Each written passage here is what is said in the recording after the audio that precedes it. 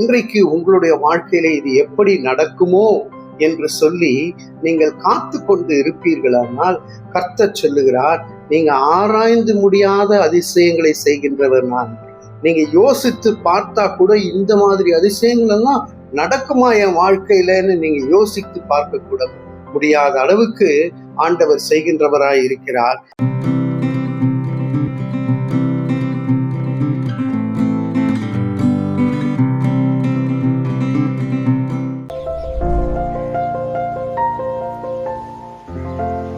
பிரியமானவர்களே, யோபு 9வது அதிகாரம் 10வது வசனத்திலே ஆராய்ந்து முடியாத பெரிய காரியங்களையும் எண்ணி முடியாத அதிசயங்களும் அவர் செய்கிறார். யோபுடைய வாழ்க்கையை யோசித்து பாருங்கள். நல்ல நீதிமான் என்று சர்டிபிகேட் வாங்கினவர், எல்லா அந்தஸ்தோட சந்தோஷமாய் குடும்பத்தோட இருந்தவர், திடீரென்று சாத்தான் புடைக்கும்படியாக உத்தரவு கேட்டுவிட்டு புடைக்க ஆரம்பித்த பொழுது எல்லாவற்றையும் இழந்து போகின்றார். ஆனா அவர் சொல்லுகிற ஒரு வார்த்தை, ஆராய்ந்து முடியாத பெரிய காரியங்களையும் எண்ணி முடியாத அதிசயங்களும் அவர் செய்கிறார் என்று சொல்லி.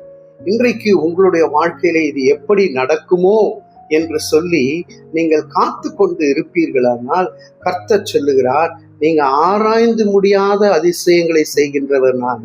நீங்க யோசித்து பார்த்தா கூட இந்த மாதிரி அதிசயங்கள் எல்லாம் நடக்குமா என் வாழ்க்கையிலன்னு நீங்க யோசித்து பார்க்க கூட முடியாத அளவுக்கு ஆண்டவர் செய்கின்றவராய் இருக்கிறார். ஆராய்ந்து முடியாத அதிசயங்கள் மாத்திரமில்ல, எண்ணி முடியாத அதிசயங்களையும் அவர் செய்கின்றவராய் இருக்கிறார். பெரிய காரியம் செய்திடுவார் கர்த்தர். நீங்க நினைக்கிறதை போல அல்ல, பெரிய காரியங்களையும் அதிசயங்களையும் செய்கின்ற ஆண்டவர் நம்மோடு கூட இருக்கின்றார். ஏன் கலங்க வேண்டும்? ஏன் சோர்ந்து போக வேண்டும்? பிரியமானவர்களே, ஒரு தம்பதி பெசிபிக் கடல்ல குட்டி குட்டி ஐலாண்ட்ஸ் எல்லாம் இருக்கும். அந்த இடத்துல ஊழியம் செய்யும்படியாக இங்கிலாந்து தேசத்திலிருந்து அனுப்பப்படுகிறார்கள். அவங்க அங்க போய் அவங்க ஊழியங்களை செய்து கொண்டிருக்கிறார்கள். வல்லமையாய் எழுப்புதல் நடக்கின்றது. ஒரு 200 மைல் தள்ளி இருக்கக்கூடிய ஒரு தீவு, அந்த தீவுல இதை குறித்து கேள்விப்படுகிறார்கள். அங்க இருக்கக்கூடிய ஒரு தலைவன் இங்கே வருகின்றான். எல்லாவற்றையும் பார்த்து அவங்க மகிழ்ச்சியா இருக்கிறத பார்த்து, சுகபோகமா இருக்கிறதை பார்த்து, நீங்க எங்க ஊருக்கும் வாங்க, எங்க பட்டணத்துக்கும் வாங்க, எங்க தீவுக்கும் வாங்க என்று சொல்லி அழைக்கின்றார். பிரியமானவர்களே, இவங்க உடனே போக முடியாது. உடனே லெட்டர் எழுதி நாங்க வரோம், இந்த இடத்துக்கு செல்ல வேண்டும், எங்களுக்கு பெர்மிஷன் கொடுங்கன்னு அவங்க ஹெட் ஆஃபீஸ்க்கு எழுதுறாங்க. வரவே இல்லை ரிப்ளை. கொஞ்ச நாள் ஆச்சு, கொஞ்சம் மாதங்கள் ஆச்சு, வருடங்கள் ஆச்சு, ரிப்ளையே வரலையேன்னு சொல்லி பார்க்கும்போது ஒரு 2 வருஷத்துக்கு அப்புறமா ஒரு பார்சல் மிதந்து கொண்டு வந்தது. அதை ஒரு குட்டி பையன் எடுத்துட்டு நேரா ஓடி இவங்க கிட்ட கொடுக்குறான்.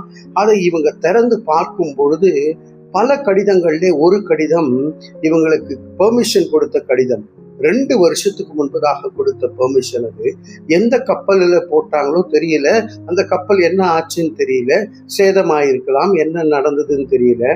ஆனா அந்த பாக்ஸ் எங்க வரணுமோ அந்த இடத்துக்கு வந்திருப்பாங்க.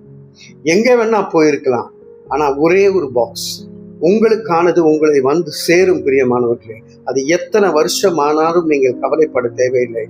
ஆராய்ந்து முடியாத பெரிய காரியங்களை ஆண்டவர் செய்வார். நினைச்சு கூட பார்க்க முடியாத அதிசயங்களை ஆண்டவர் உங்கள் வாழ்க்கையிலே செய்வார். உங்களுக்கானது உங்களிடத்திலே சேரும். இவங்க எடுத்துட்டு போய் அந்த தீவுல ஒரு பெரிய எழுப்புதல் கூட்டங்களை நடத்தி அந்த தீவுக்கு இயேசுவை குறித்த அன்பை சொல்லி கொடுத்தார்களாம். பிரியமானவர்களே, அப்படி நடக்கும்போது இன்று நீங்கள் சோர்ந்து போக வேண்டாம். ஆராய்ந்து முடியாத பெரிய காரியங்களை செய்கிறவர் என்னோடு கூட இருக்கிறார் என்று திரும்ப சொல்லுவார். தலைகளை தாழ்த்தி தேவனை நோக்கி பார்ப்போம்.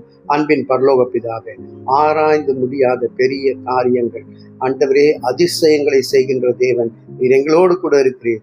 எங்களுக்கானவைகள் எங்களிடத்திலே சேர தடைகளை பெயர்த்து இயேசுவின் நாமத்திலே சந்தோஷமும் சமாதானமும் நிரம்பி வழியே காத்துக்கொள்ளும்.